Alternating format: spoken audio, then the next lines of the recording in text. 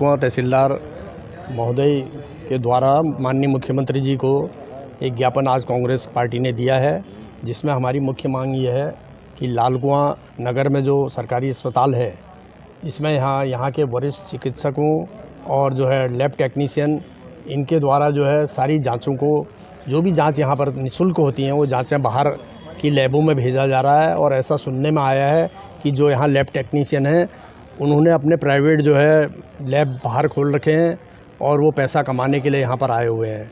हमारा माननीय मुख्यमंत्री जी से ये अनुरोध है कि आप अविलंब इन दोनों का यहाँ पर से ट्रांसफ़र करें।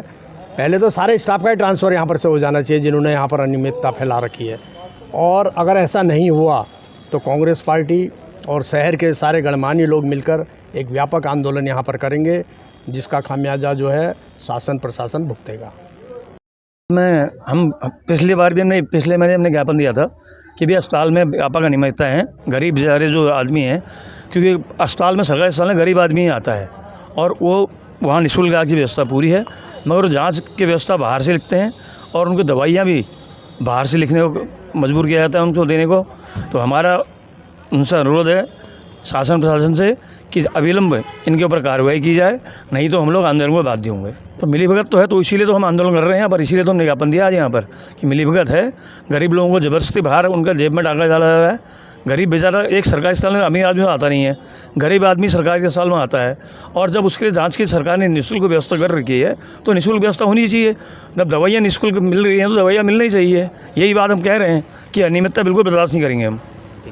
पहले मैं आपको, आपके जितने पत्रकार बंधु हैं, चाहे वो गौरव भाई हों, चाहे जाफर भाई हों, साहू भाई हों, सभी को बधाई के पात्र हैं। आपने गरीबों की आवाज़ को एक उचित मंच पर उठाने की, उसका निराकरण करने के लिए संघर्ष करने का एक जज्बा जो आपने उठाया है, इसलिए हम आप सब लोग बधाई के पात्र हैं। ये बढ़ता भ्रष्टाचार आज का कोई नया नहीं है, बहुत पुराना भ्रष्टाचार चल रहा है। जब से भारतीय जनता पार्टी की सरकार आई है, तब से दबे जवान से यहाँ भ्रष्टाचार चरम सीमा पर है। इस बात को सत्ता पक्ष के लोग भी कबूल करते हैं कि यहाँ बढ़ता भ्रष्टाचार है, इसका निराकरण होना चाहिए। जबकि पास के ही हल्लू चौड़ हो, मोटा हल्लू, वहाँ आराम से चल रहा है, सब कुछ चल रहा है। जैसे यहाँ बताया जाता है कि यहाँ कुत्ते काटे हुए के जो इंजेक्शन है वो केवल सोमवार के दिन लगते हैं, जबकि हल्लू चौड़ में और मोटा हल्लू में प्रत्येक दिन लगते हैं। ऐसी कई जाँचें हैं जो सरकार द्वारा फ्री की गई हैं, लेकिन भ्रष्टाचार की बेड़ा चढ़े हुए यहाँ के लोग आपस में उन्होंने बाहर लैब खोल किया और उसी लैब में देते हैं और उसकी जांच करवाते हैं और मोटी रकम इस गरीब जनता से उठाते हैं, लेते हैं।